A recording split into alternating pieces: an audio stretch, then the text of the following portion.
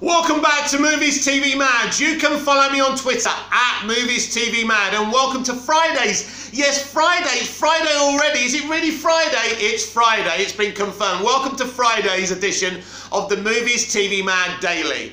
So, Commissioner Gordon is returning to the dceu. Yes, J.K. Simmons is reprising his role as Commissioner Gordon in the Batgirl movie exclusive on HBO Max.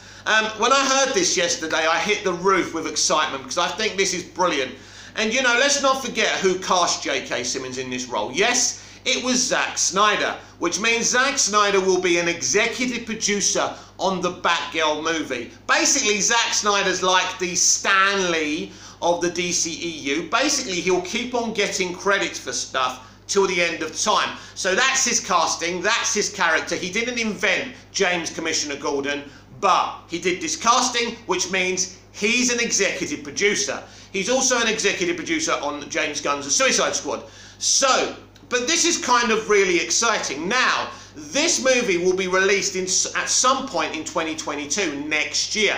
Now, I predict this would be, and it's obvious, you don't need me to tell you this, it will be released before Andy Muschietti's Flash movie. So this is pre-Flashpoint. So this makes things a little bit more confusing. So, yes, WB know exactly what they're doing. So they're sliding him in there. Now, she's the future, and he's her Commissioner Gordon. Now, some people are saying, well, Leslie Grace is a Latino. How can this be possible? Well, he could have adopted her. He could have, I mean, for crying out loud, he could be married to a Latino woman. There's lots of ways around this. Anyway, he is going to be Batgirl's Commissioner Gordon, you know, Dad Gordon, James Gordon, however you want to frame this. And for me, this is extremely exciting because if they can bring back J.K. Simmons as Commissioner Gordon, they can bring back Henry Cavill, Amy Adams, Fiora, anyone they want under this banner. So it's very, very exciting. And I think what they're doing is saying this is part of the Snyderverse. The dceu until Flashpoint is part of the Snyderverse. So until they press that reboot multiverse button, they can keep on doing this. And we already know that they're rebooting the universe, but nothing will be forgotten. Everything will be remembered. So that's interesting. So how this works, because we've been told after Flash, everything starts again, but nothing gets forgotten. So they may not necessarily delete the Snyderverse in Flashpoint. Again, this is very interesting, and this paves into something else, by the way, because if J.K. Simmons is Leslie Grace's Commissioner Gordon, that means Ben Affleck is her Batman. Interesting, isn't it? So, will Ben Affleck be in the Batgirl movie? I think so. Why not? If Commissioner Gordon can be in it, why can't Batfleck be in it? It's an interesting thing to think about. When I heard about this yesterday, I hit the roof with excitement. Why wouldn't I be excited? Because they're not deleting the dceu at this moment. Who knows what happens in Flashpoint and beyond? But until that time, they're using Snyderverse castings and people. That's very exciting, and that shows that this studio is willing to use his people. They're already using his VFX team in the Flash movie. So I'm going to tell you something about Snyder and WB you probably don't know. The anxiety between them, the problems between them have kind of cooled down a bit.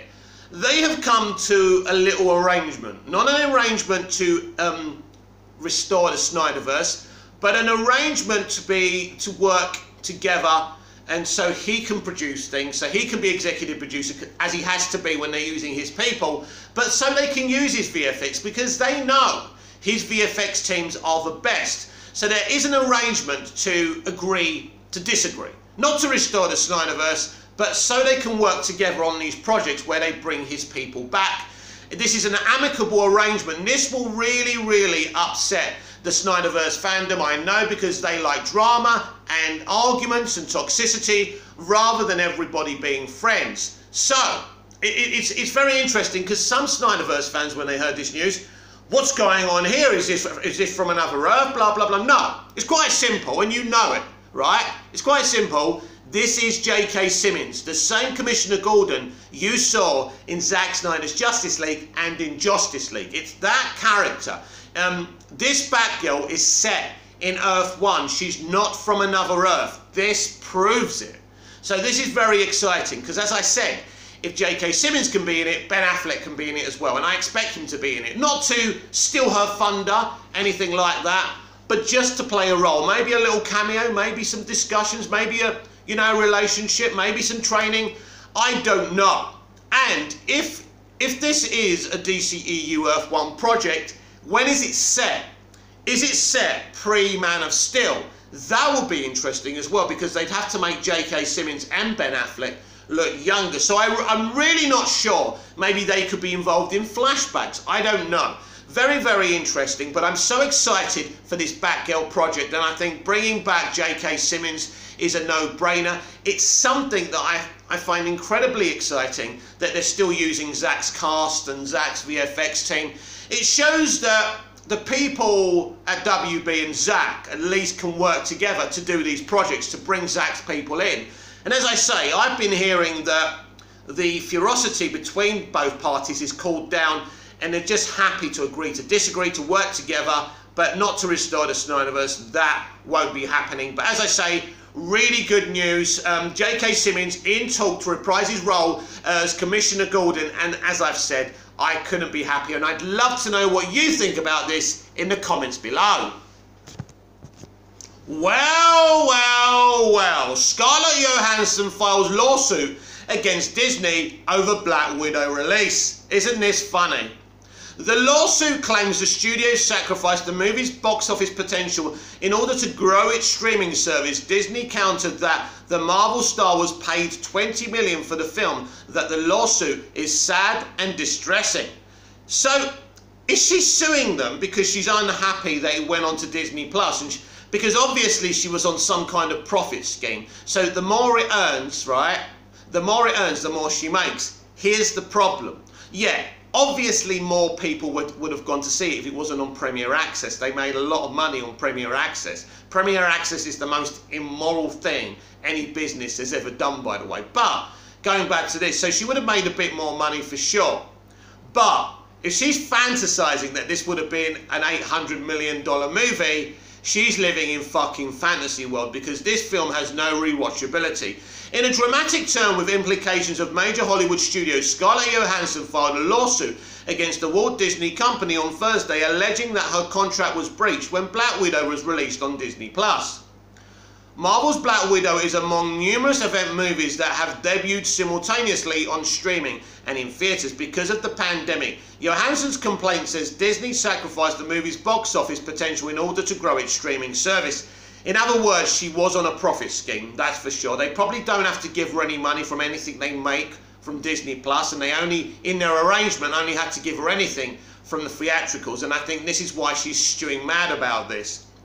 In a statement, a Disney spokesman responded, "There is no merit whatsoever to this filing. The lawsuit is especially sad and distressing in its callous disregard for the horrific and prolonged global effects of the COVID-19 pandemic. Disney has fully complied with Ms. Johansson's contract, and furthermore, the release of Black Widow on Disney Plus with Premier Access has significantly enhanced her ability to earn additional compensation on top of the $20 million she received to date." Yeah, well, I just said she's probably not making anything from Premier Access, but it seems like they're saying she has. So what exactly is her problem? Is she literally suing them because they decided to stream it as well? I mean, if that's the case, that's nuts. Black Widow, whose release was delayed more than a year amid the COVID-19 crisis, debuted earlier in July in theatres around the globe as well as on Disney Plus. Premier Access for an additional $30. I mean, it's disgusting, isn't it? Disney took the unusual step of announcing Disney Plus revenue over the film's opening weekend, saying it had earned $60 million. That's a lot of money. That's a lot of money that would have gone to, obviously, the movie hall, the theatrical hall, and it would have gone to movie theatres as well, partially, obviously. The lawsuit filed in Los Angeles Superior Court states that Black Widow had been guaranteed a wide theatrical release when Johansson signed her deal with Marvel, according to the complaint. Disney tortuously interfered with that deal for its own advantage. Why would Disney forgo hundreds of millions of dollars in box office receipts by releasing the picture in theatres at a time when it knew the theatrical market was weak? Rather than waiting a few months for the market to recover. A few months! You see, this is the argument about what HBO Max did. You can't wait a few months when you're a multi-trillion-dollar business. I'm sorry. You can't just let films queue up. This is the argument I made when people were attacking Jason Kilar, and we'll get to Kilar and HBO Max and WB with this very thing. But no, you can't. A few months. It's not even recovering now. It's recovering a little bit now, right? Yeah? So you expected them to have 20 films backlogged to release. Nuts. Nuts.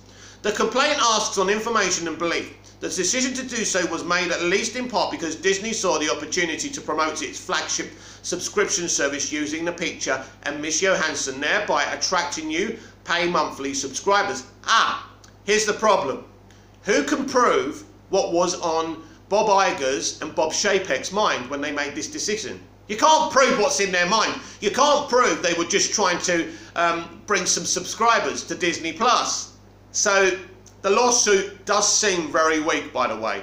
Retaining existing ones and establishing Disney Plus as a must-have service in an increasingly competitive marketplace. Again, you can't prove that. The complaint adds that Disney's actions not only increased the value of Disney Plus, but it also intentionally saved Marvel and thereby itself.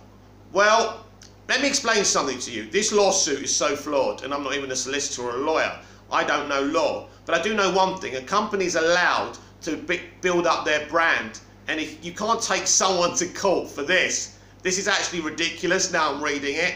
What Marvel itself referred to as a very large box office bonuses that Marvel otherwise would have been obligated to pay Miss Johansson. The complaint further states that Disney made no attempt to redo her deal once the decision was made to send Black Widow to streaming.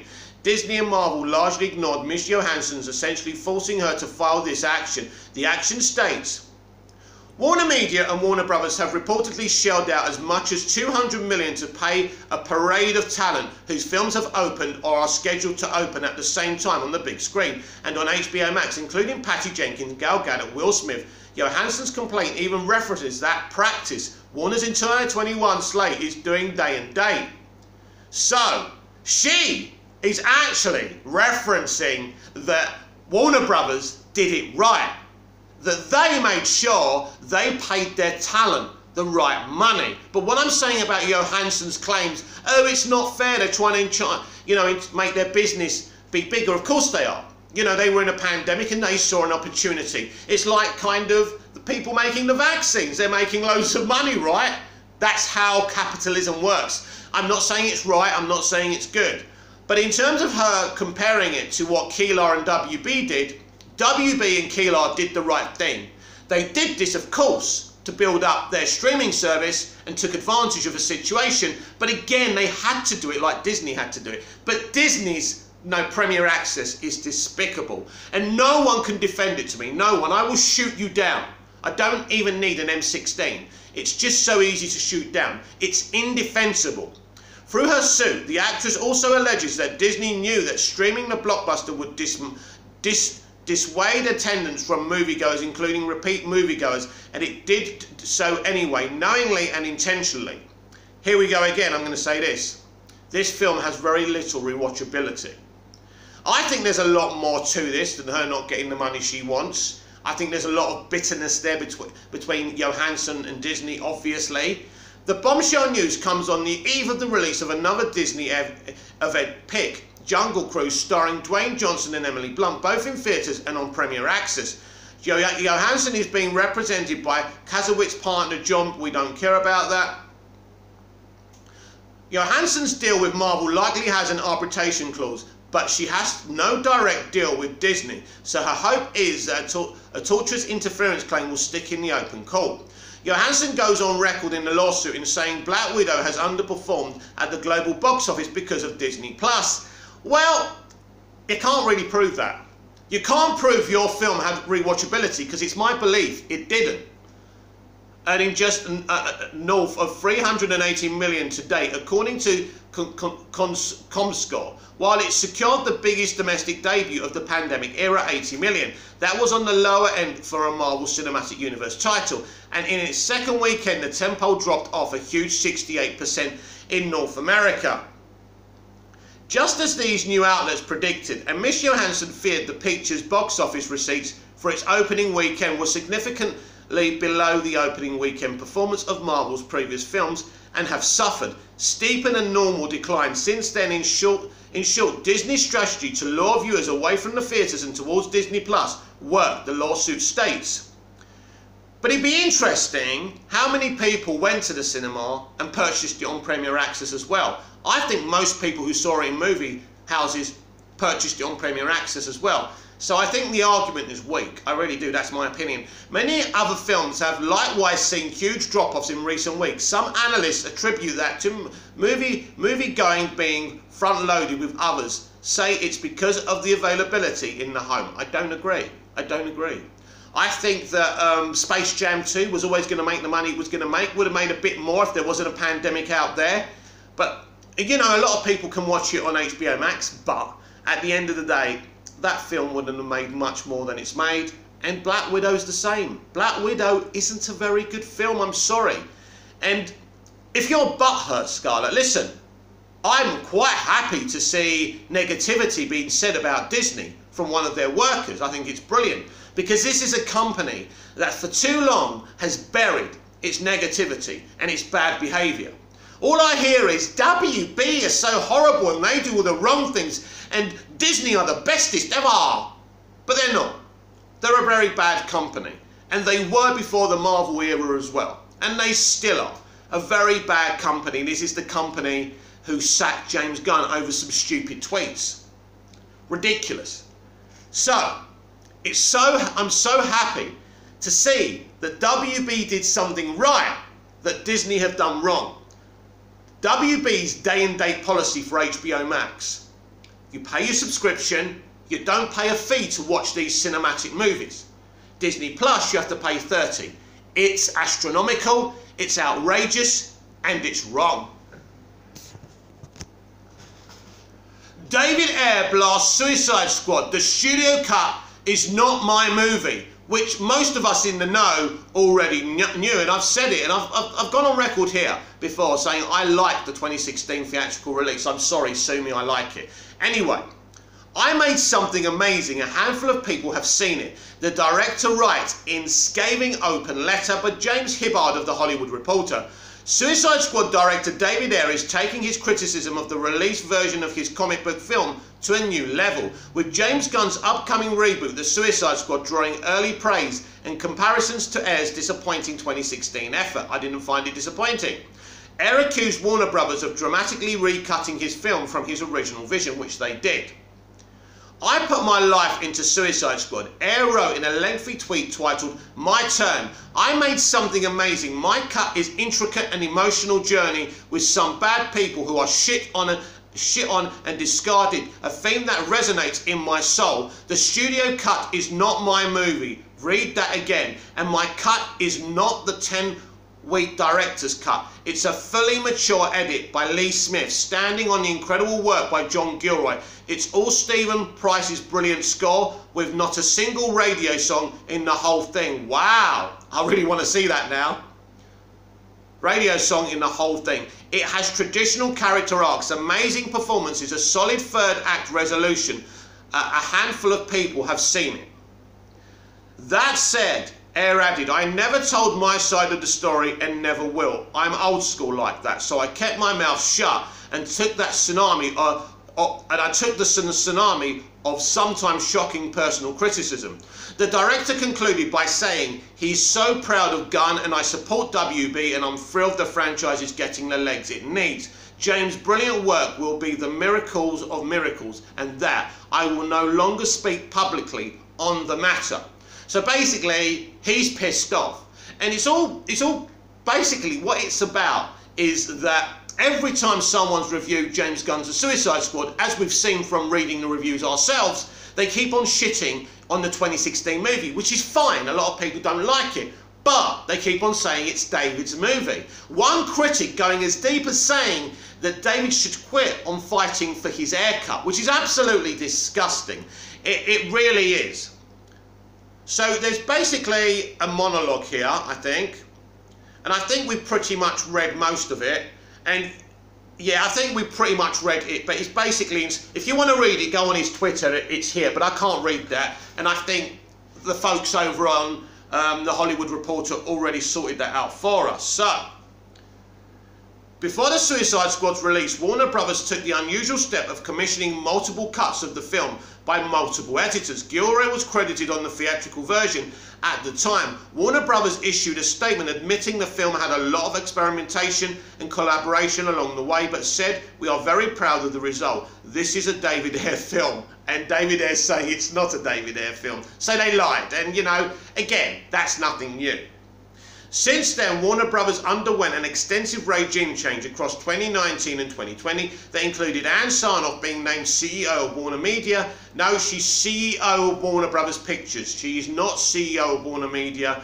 That Jason Kilar is actually CEO of Warner Media. In the wake of Zack Snyder getting to release a director's cut of Justice League in March, some have asked for an air cut of Suicide Squad. Yet the studio has shot down the idea, with Sarnoff telling the Variety in March, "We won't be developing a David Ayer's cut." When the story was published, Ayer tweeted, "Why?" Yeah, I mean, that was a great response by David. I think that was brilliant. So that's that. But we need to go into this a little bit. Obviously, critics know nothing about the film industry and how hard directors work, and keep on insisting that David Ayer's film is David Ayer's film, when David didn't put that film together. It was edited by so many different people, and editing, even though David wrote that movie, and I think he rewrote the movie and reshot the movie as well, you know, other people edited it. And editing is such an important part of art in terms of television drama and obviously movies as well. So knowing that, because I edit as well, it's such an important part of the narrative. And once you change that and you put all these songs over it and things like that, just to cover up, the film lacks quite a lot. And I admit it, the 2016 theatrical cut lacks a lot. It lacks a lot of nuance, but I still enjoyed it. As I say, it's an okay movie. But here's the thing. No one has a divine right to have freedom of creativity, to be able to go on a film set and do whatever the fuck they want. They clearly weren't happy with what David had done. And that's their priority. It's their money, it's their IP. And when you sign on David and Zack to do these huge IPs with their money, they have every right to pull the rug from underneath you. Now, you may not agree with that. People could be shouting at this video right now and I couldn't give a fuck. These are the facts. But the leadership has changed. Yes, Jeff Johns is doing Stargirl, but he has no authority at DC apart from that anymore. He's not in charge of the films when people bring him up. Toby Emmerich is still in charge of Warner Brothers, right? Warner Brothers Pictures side. We know that. But I think he's a dead man walking. We know Jason Kilar's already going to leave, and I think Jason Kilar's a good guy, by the way. But here's the thing. No one has the divine right to be able to do whatever they want on a film. But it does leave a bad taste in the mouth, and I think we would at least like to see it. But here's the funny thing for me. A lot of Snyderverse fans are now jumping on this. On the 5th of August, they're doing this big event. What's released on the 5th of August? Oh yeah, James Gunn's The Suicide Squad. As I've said before on this channel and on my Twitter at Movies TV Mad, these people will use any opportunity to try and destroy the attention and the box office of James Gunn's The Suicide Squad. It's not going to work, guys and girls and everybody else. You're not going to destroy this movie. WB's plans will continue, and that's the end of that. But I would love to see the Ayer cut, and I absolutely back the statement by David Ayer. Because what people are saying on the reviews, that 2016 movie was his and he should give up fighting for his movie, I think is absolutely disgusting, and it's brilliant. He actually quote tweeted him on what he said. So he quote tweeted this critic, this blue-tick critic, as he made a big statement about what happened to his movie. I think that's great. He talks about being a good soldier. He talks about he's old-fashioned. He doesn't like to wash his dirty linen in public, which I really liked. So yes, I agree with David Ayer, but I don't think any director has the divine right to have their own way totally. They clearly didn't like what he did. There was more going on. Now we already know that what's his name? Who's playing Rick Flag? I forgot the guy's name. His name's Joel, isn't it? Why do I always forget names anyway? The guy playing Rick Flag, Joel Kinnaman, I knew I'd get there in the end, said that the film was very unprofessionally made. No one was really proud of the film that they made. There were lots of issues with the film. It was a bit unruly and unorganised, that's what he said. So there were problems, look, there were clearly problems from the very beginning. And where's the leadership of the leader of this franchise, who was Zack Snyder at the time? Where was his leadership? He's a producer on the movie, so is Deb. What happened here? You can look at the studio, but your headmaster or your boss has to come in when you become unruly. And this is the problem. But I do stand by the guy's statement, because it's genuinely not his movie. But at the end of the day, this happens to so many people. Because when you come in to do a comic book adaptation, this is something that's very important to these businesses. And they're not just going to allow you to, ride roughshod over their bottom line. This is so important. That's why they got rid of Snyder. This is why they're going down this direction. And I agree with that. This is the best thing for the future of DC.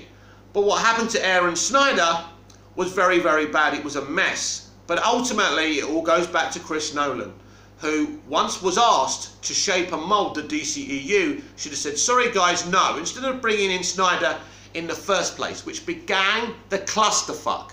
Now, the clusterfuck is more a clusterfuck behind the scenes rather than the movies we saw. Because I loved Man of Steel. I loved BVS. I loved the 2016 Suicide Squad. As I say, sue me. I love Wonder Woman, saying it's one of the best pictures ever made. One of my favourite CBMs. I love it. I love Zack Snyder's Justice League. I love Aquaman. I love Shazam. Birds of Prey is watchable. Wonder Woman 84 is watchable. But think about it. For a franchise to have so many good movies and only have 2 watchable kind of semi-okay movies is very interesting. Because when you go over to the MCU has many, many watered down, boring movies. So that's interesting. And we'll have to see what the future of comic book movies are. Look, the fight for David Ayer's cut will carry on. David's not going to give up. I have a feeling we will see this cut probably near the end of this year or something like that. There'll be an announcement or something.